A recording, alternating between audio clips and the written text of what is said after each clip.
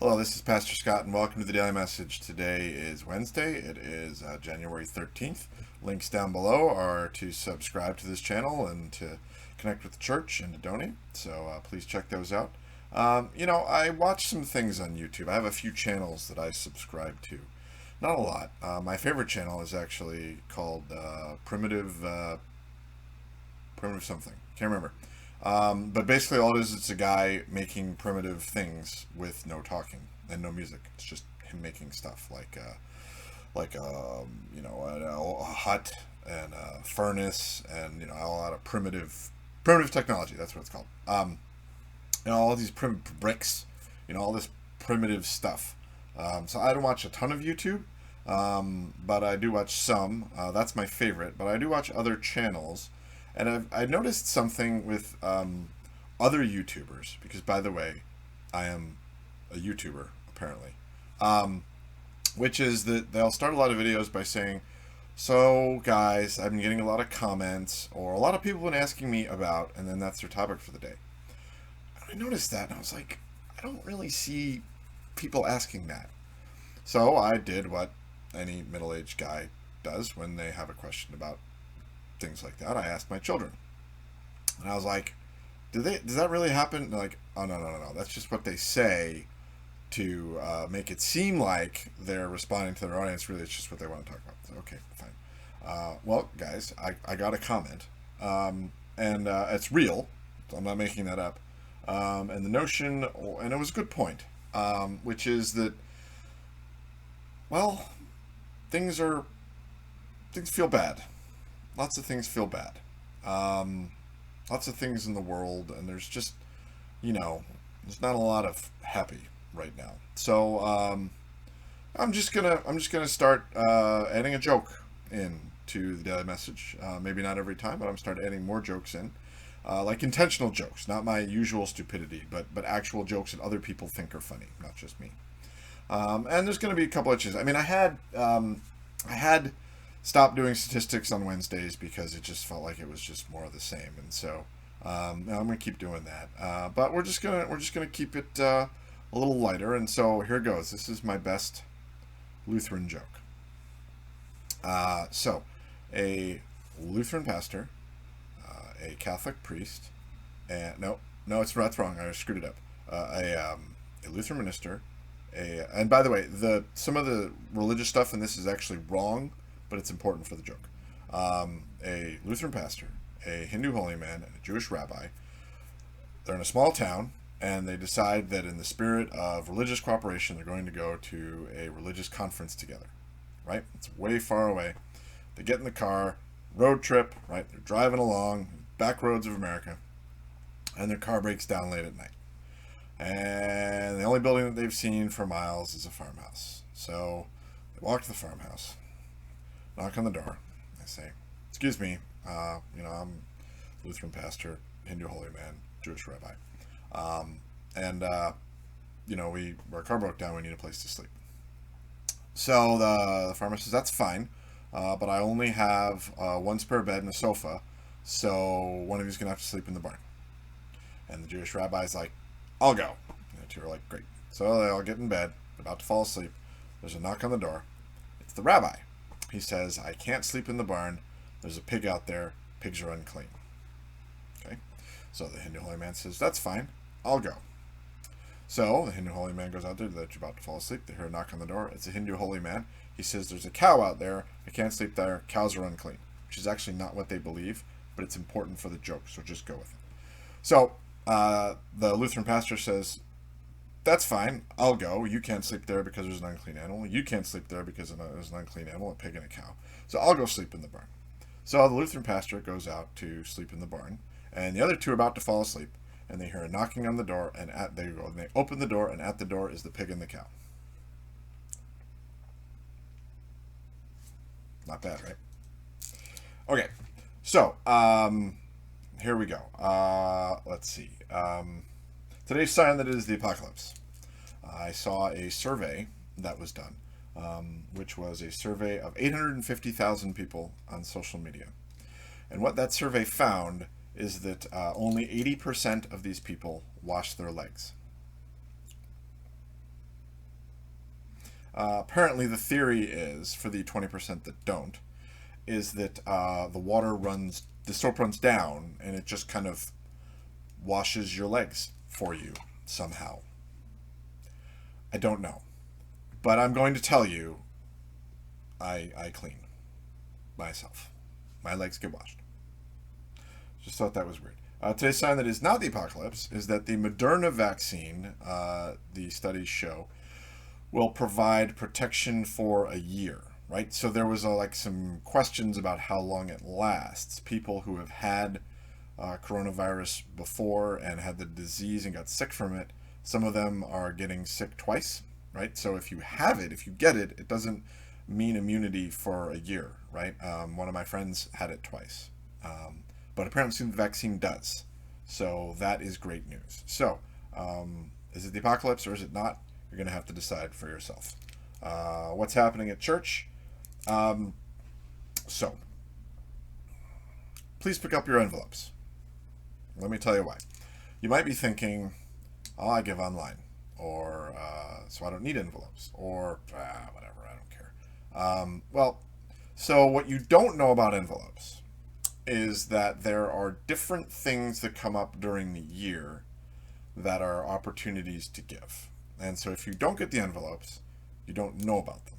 The other thing you might not know about the envelopes is that it makes life a lot easier if you do in-person donations, such as it is. We actually have in-person donations because you can come to the drive-thru. So, but it makes it way easier for the volunteers, by the way, and all of our offerings are inputted into the computer system by volunteers. It makes it a lot easier for them because they just take the envelope. It's easier to punch in 3 numbers and to look up your name and make it a whole big thing. So, so please pick them up. I mean, I didn't know because I do online, so I didn't know that either. I was like, I don't need my offering envelopes, but there's different things in there that you might not even be aware of happening because they're in offering envelopes, and it's helpful. So, plus we sort of bought them, so it makes us feel better. What's happening at church also is, again, a reminder that the drive-in worship will be canceled by noon on Saturday. There's a diaper drive. Folks still need diapers. This is for the Methodist home, so please, help out with that. And we might be wondering about Lent, what we're going to do. We have no idea. We were just starting to recover from Christmas, and then the whole Capitol thing happened, and I think everybody has just been sitting around in the world, just kind of not sure what to do necessarily about stuff, and so it's hard to come up with themes and schedules and plans like that. But we're working on it. We're gonna start talking about it this week, and some things will be coming. So all right. So today's devotion, I wanted to pick today. So this is interesting how this happened. We're going to be in Numbers, which is Genesis, Exodus, Leviticus, Numbers. It's the 4th book of the Bible. It's part of the Torah. Genesis, Exodus, Leviticus, Numbers, and Deuteronomy, the 5 books of the Torah, the ancient Jewish book of the law. We're going to be in Numbers chapter 22. So if you want to grab a Bible and pause my stupid face and go get a Bible, that'd be great. And it's interesting how this happened. Because, again, I was like, I'm going to keep things light today. And so I'm just going to tell one of my favorite stories that I think is just insane and nuts.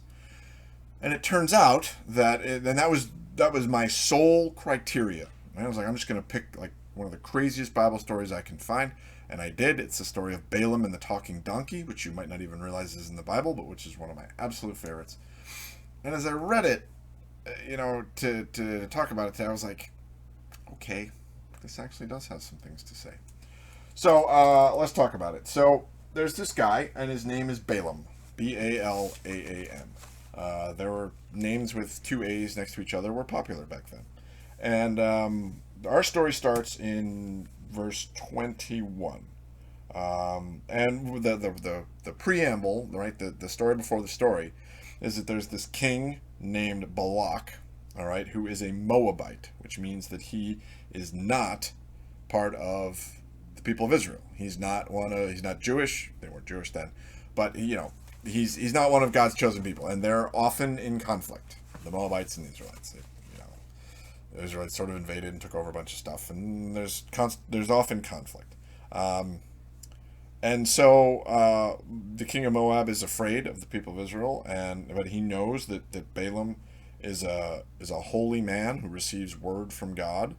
So Balak sends messengers to Balaam, and he's like, "Hey Balaam, can you come and like tell me what God wants me to do here so I can do stuff right?"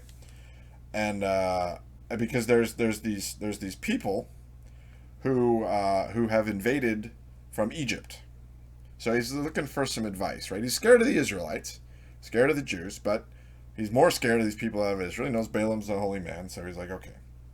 So sends these messengers, right? Maybe, God can give Balak some direction through Balaam, and Balaam's like, no, because you're not Jewish. And he sends him away. So this time he sends him again. He sends more. Balak's like, no, I'm not taking no for an answer. And he sends more impressive officials, and they bring in more stuff, and they're like, please, come give us direction from God about what to do here. And so Balaam decides, all right, I'll go. And verse 21, Balaam got up in the morning, saddled his donkey. And again, Numbers 22, verse 21. Balaam got up, saddled his donkey, and went with the officials of Moab. God's anger was kindled because he was going, and the angel of the Lord took his stand in the road as his adversary. Now Balaam was riding on a donkey, and his 2 servants were with him. The donkey saw the angel of the Lord standing in the road with a drawn sword in his hand. So the donkey turned off the road and went into the field. Balaam struck the donkey and turned it back into the road. Then the angel of the Lord stood in a narrow path between the vineyards, with a wall on either side. When the donkey saw the angel of the Lord, it scraped against the wall, and scraped Balaam's foot against the wall, so he struck the donkey again. Then the angel of the Lord went ahead a third time, and stood in a narrow place, where there was no way to either turn to the right or to the left. When the donkey saw the angel of the Lord, it lay down under Balaam, and Balaam's anger was kindled, and he struck the donkey with his staff. This is the best part.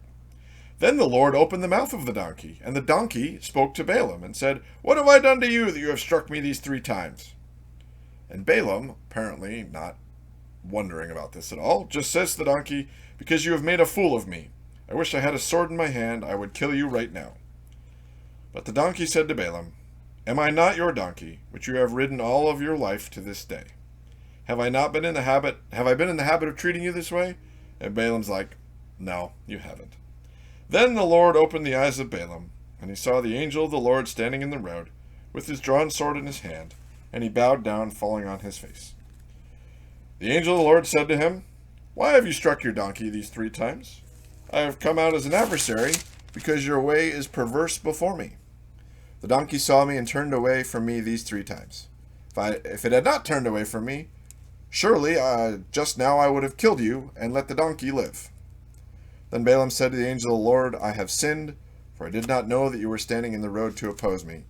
Now, therefore, it is displeasing to you, I will return home." The angel of the Lord said to Balaam, "Go with these men, but speak only what I tell you to speak."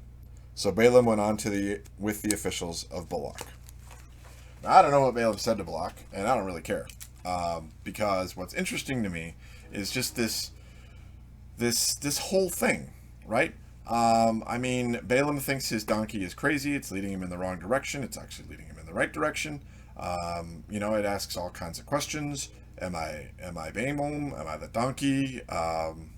It's a very interesting story about being sure of your own path and what's happening, and who to pay attention to and who to listen to. And most of us, I don't think, would turn to a donkey for spiritual advice on which path God is calling us to take. But that was who God was working through. God was working through the donkey. So, it's just a wonderful, I think, cautionary tale about who we listen to and who we trust, and the fact that it took Balaam 3 times, right? Yeah, he didn't get it at first. He didn't get it second.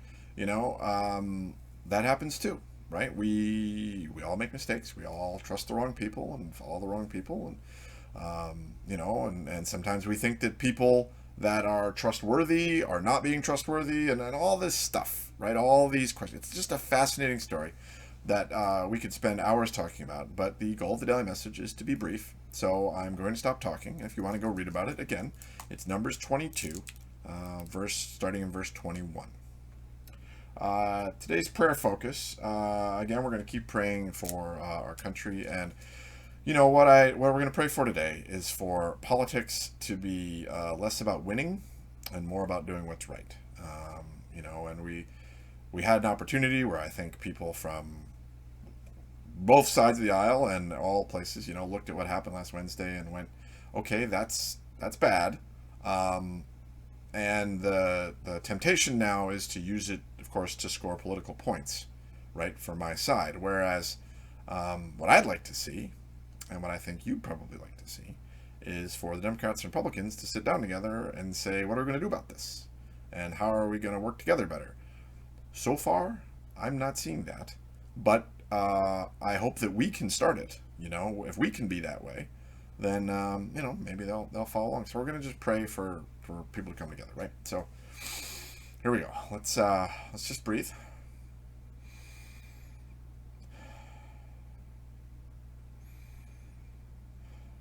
God, thanks for this crazy story of Balaam and the donkey, and for the ways that it made me think, and hopefully makes others think about how we follow you, and how we course correct when we need it, and how you bring course corrections.